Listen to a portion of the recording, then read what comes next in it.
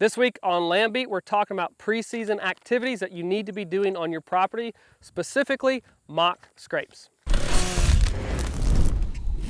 Ahead of season, everyone can get overwhelmed with activities that you have to do. Some have benefits, some are just time wasters, but one thing that we found that really does work and provides a lot of benefit and value to you as a hunter throughout an entire season is putting up mock scrapes, and especially on larger destination food plots.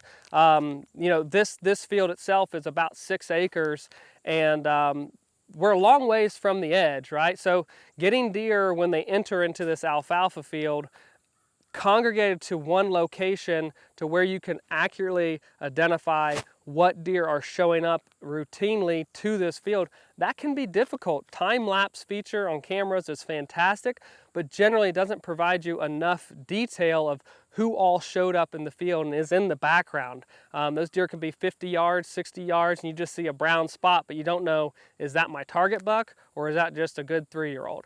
So what we like to do is place these mock scrapes in locations where deer are going to pass by them, generally as they're entering into this field. Again, there's no overhanging branches really in close proximity.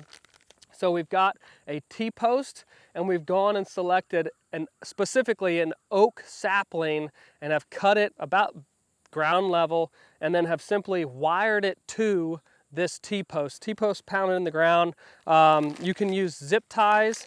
All you also need is just an easy handsaw and then pliers if you're running the wire. These are the tools that are going to get you a lot of information throughout the growing season. So again, it's pretty much free. This stuff is, as you know, maybe $30, but generally every hunter's already got this.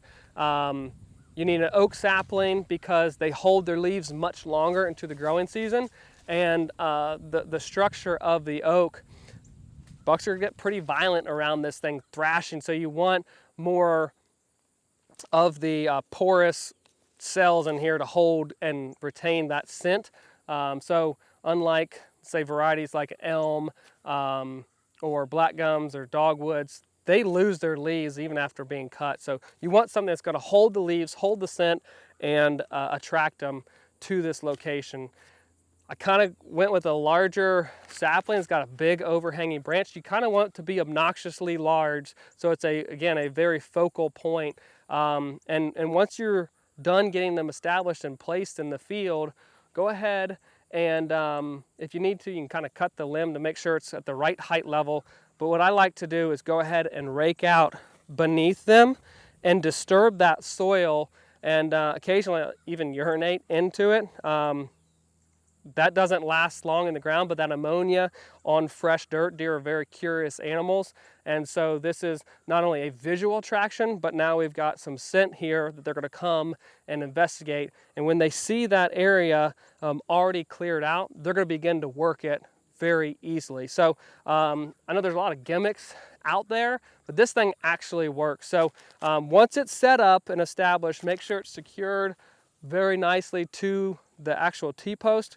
Get a camera, set it up so you have this in frame. You can still run time lapse on your camera, but when a buck does come here, when he's entering or exiting the field, he's going to check this. That's going to trip your camera and give you that detailed information throughout the whole throughout the whole hunting season. That's going to really tell you, most importantly, when to hunt, but obviously then also when not to hunt this field. And if he's not showing up during daylight, hitting this scrape, probably shouldn't go in and booger that field. So I love these mock scrapes set up prior to hunting season. Start getting that information. Bucks are starting to shed as we speak. They're velvet, and so scraping activity is really just a couple weeks away. So I like to have them in place, ready to rock and roll.